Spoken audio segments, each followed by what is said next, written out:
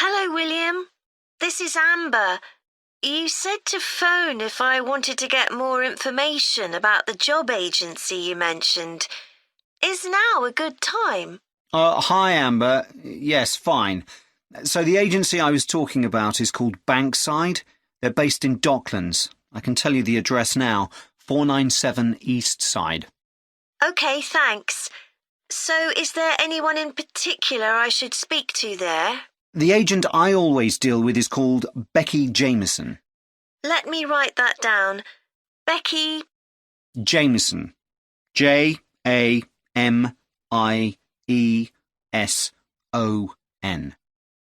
Do you have her direct line?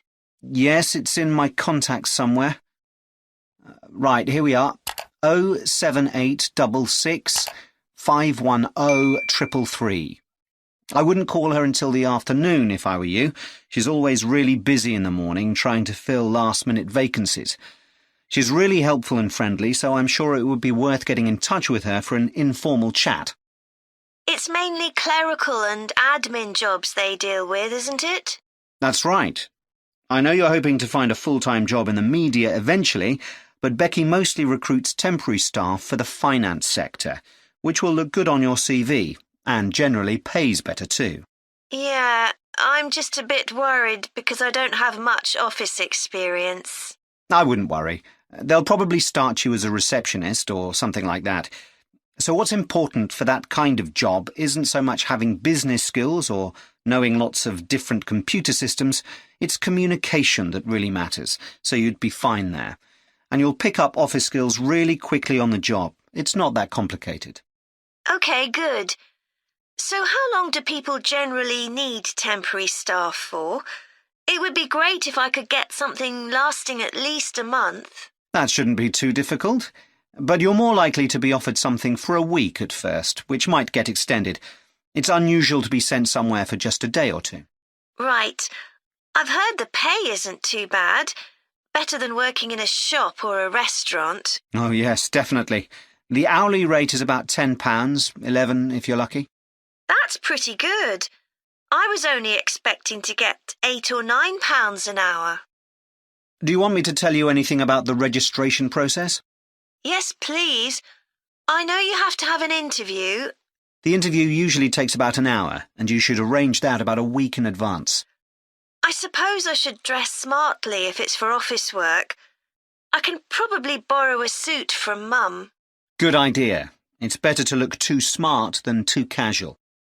Will I need to bring copies of my exam certificates or anything like that? No, they don't need to see those, I don't think. What about my passport? Oh, yes, they will ask to see that. OK. I wouldn't get stressed about the interview, though. It's just a chance for them to build a relationship with you, so they can try and match you to a job which you'll like. So there are questions about personality that they always ask candidates, fairly basic ones, and they probably won't ask anything too difficult, like what your plans are for the future. Hope not. Anyway, there are lots of benefits to using an agency. For example, the interview will be useful because they'll give you feedback on your performance so you can improve next time. And they'll have access to jobs which aren't advertised. Exactly. Most temporary jobs aren't advertised. And I expect finding a temporary job this way takes a lot less time. It's much easier than ringing up individual companies. Yes, indeed. Well, I think I've covered it. Part 2. Good morning. My name's Erica Matthews, and I'm the owner of Matthews Island Holidays, a company set up by my parents. Thank you for coming to this presentation, in which I hope to interest you in what we have to offer. We're a small family-run company, and we believe in the importance of the personal touch. So we don't aim to compete with other companies on the number of customers. What we do is build on our many years' experience, more than almost any other rail holiday company, to ensure we provide perfect holidays in a small number of destinations, which we've got to know extremely well. I'll start with our 6-day Isle of Man holiday. This is a fascinating island in the Irish Sea, with Wales to the south, England to the east, Scotland to the north, and Northern Ireland to the west. Our holiday starts in Heysham, where your tour manager will meet you. Then you'll travel by ferry to the Isle of Man. Some people prefer to fly from Luton instead, and another popular option is to go by train to Liverpool and take a ferry from there. You have 5 nights in the hotel, and the price covers 5 breakfasts and dinners, and lunch on the 3 days when there are organised trips. Day 4 is free, and most people have lunch in a cafe or restaurant in Douglas. The price of the holiday includes the ferry to the Isle of Man, all travel on the island, the hotel, and the meals I've mentioned. Incidentally, we try to make booking our holidays as simple and fair as possible, so unlike with many companies, the price is the same whether you book 6 months in advance or at the last minute, and there's no supplement for single rooms in hotels. If you make a booking, then need to change the start date, for example because of illness, you're welcome to change to an alternative date or a different tour for a small administrative fee. Okay, so what does the holiday consist of? Well, on day 1, you'll arrive in time for a short introduction by your tour manager, followed by dinner in the hotel. The dining room looks out at the river, close to where it flows into the harbour, and there's usually plenty of activity going on. On day 2, you'll take the coach to the small town of Peel, on the way calling in at the Tynwald exhibition. The Isle of Man isn't part of the United Kingdom, and it has its own parliament called Tynwald. It's claimed that this is the world's oldest parliament that's still functioning, and that it dates back to 979. However, the earliest surviving reference to it is from 1422, so perhaps it isn't quite as old as it claims. Day 3, we have a trip to the mountain Snaefell. This begins with a leisurely ride along the promenade in Douglas in a horse-drawn tram. Then you board an electric train which takes you to the fishing village of Laxey. From there, it's an 8-kilometre ride in the Snaefell Mountain Railway to the top. Lunch will be in the cafe, giving you spectacular views of the island. Day 4 is free for you to explore, using the pass which we'll give you. So you won't have to pay for travel on local transport or for entrance to the island's heritage sites. Or you might just want to take it easy in Douglas and perhaps do a little light shopping. The last full day, day 5, is for some people the highlight of the holiday, with a ride on the steam railway from Douglas to Port Erin. After some time to explore, a coach will take you to the headland that overlooks the Calf of Man, a small island just off the coast. From there, you continue to Castletown, which used to be the capital of the Isle of Man and its medieval castle. And on day 6, it's back to the ferry, or the airport if you flew to the island, and time to go home. Now, I'd like to tell you a bit more. Part 3.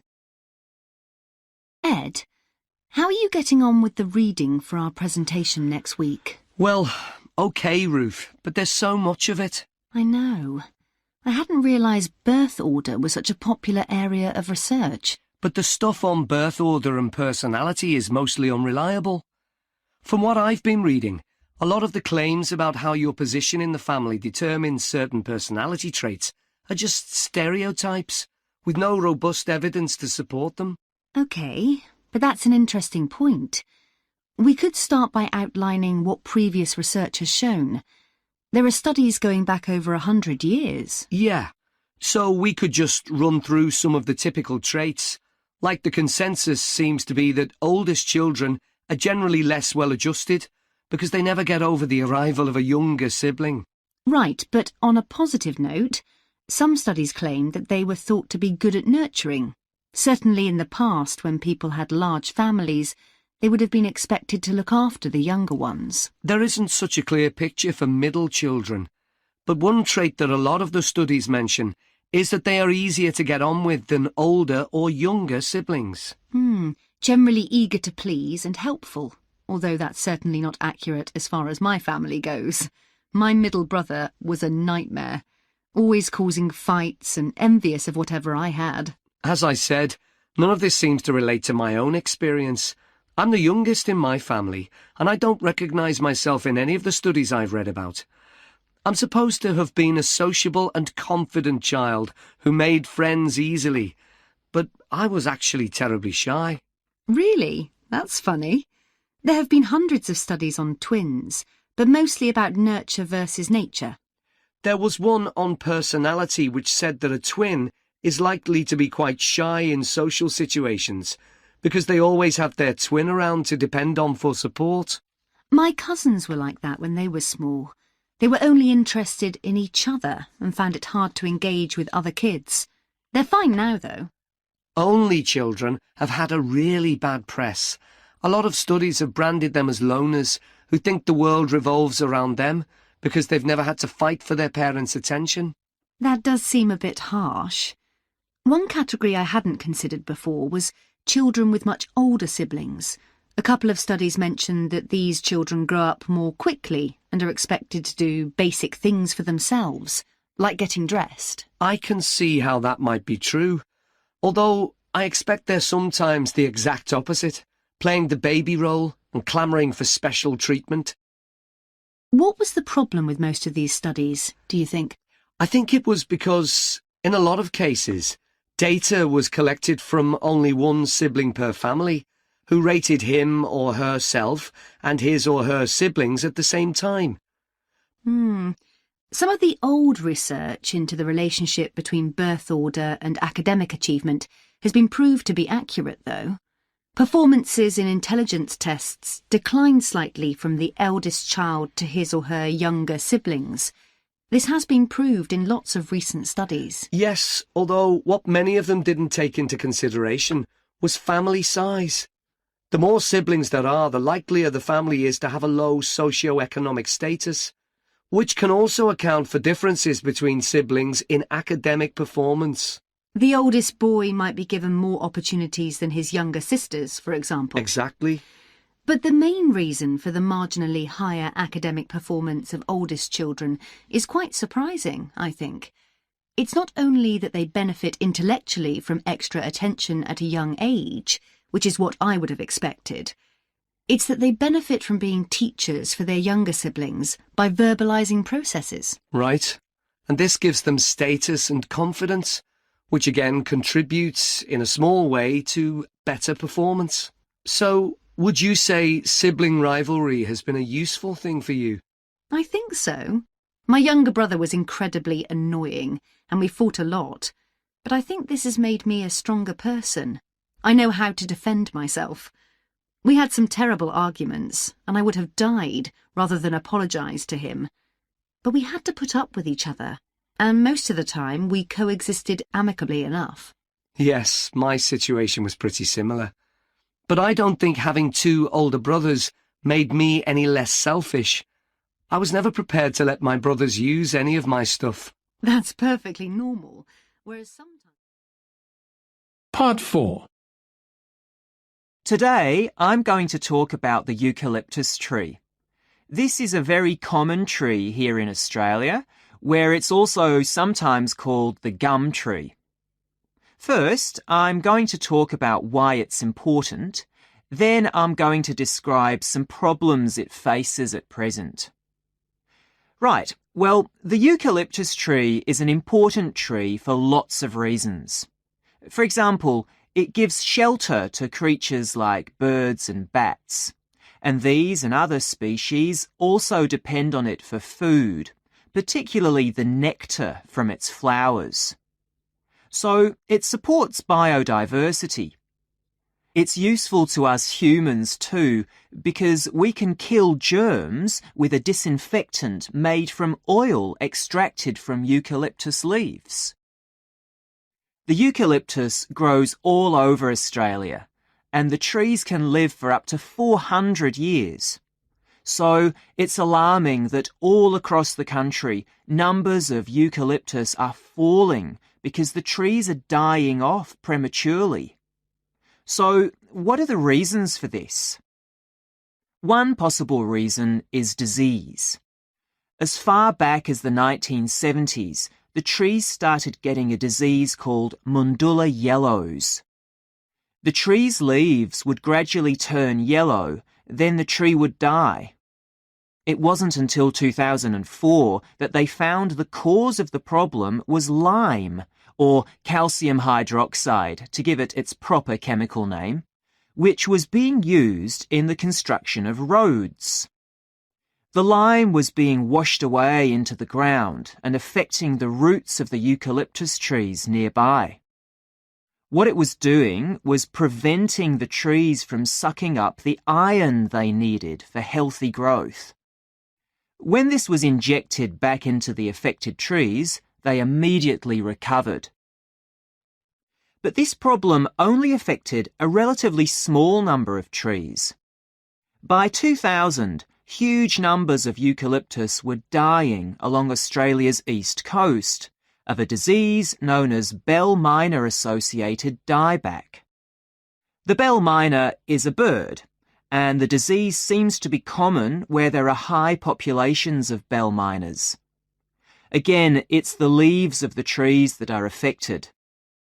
What happens is that insects settle on the leaves and eat their way round them, destroying them as they go, and at the same time they secrete a solution which has sugar in it. The bell miner birds really like this solution, and in order to get as much as possible, they keep away other creatures that might try to get it. So these birds and insects flourish at the expense of other species, and eventually so much damage is done to the leaves that the tree dies. But experts say that trees can start looking sick before any sign of bell miner-associated dieback. So it looks as if the problem might have another explanation. One possibility is that it's to do with the huge bushfires that we have in Australia.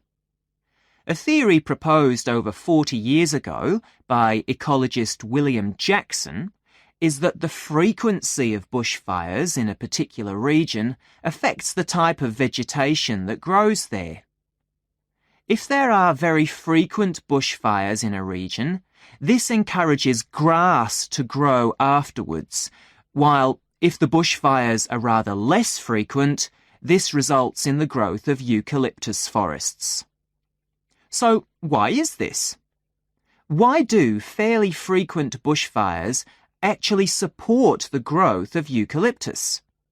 Well, one reason is that the fire stops the growth of other species which would consume water needed by eucalyptus trees. And there's another reason. If these other quick-growing species of bushes and plants are allowed to proliferate, they harm the eucalyptus in another way by affecting the composition of the soil and removing nutrients from it. So some bushfires are actually essential for the eucalyptus to survive as long as they are not too frequent. In fact, there's evidence that Australia's Indigenous people practiced regular burning of bushland for thousands of years before the arrival of the Europeans. But since Europeans arrived on the continent, the number of bushfires has been strictly controlled. Now, scientists believe that this reduced frequency of bushfires to low levels has led to what's known as dry rainforest, which seems an odd name as usually we associate tropical rainforest with wet conditions. And what's special about this type of rainforest? Well, unlike tropical rainforest, which is a rich ecosystem, this type of ecosystem is usually a simple one. It has very thick, dense vegetation, but not much variety of species.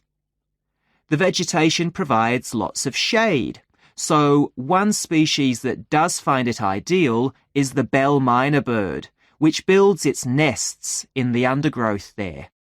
But again, that's not helpful for the eucalyptus tree.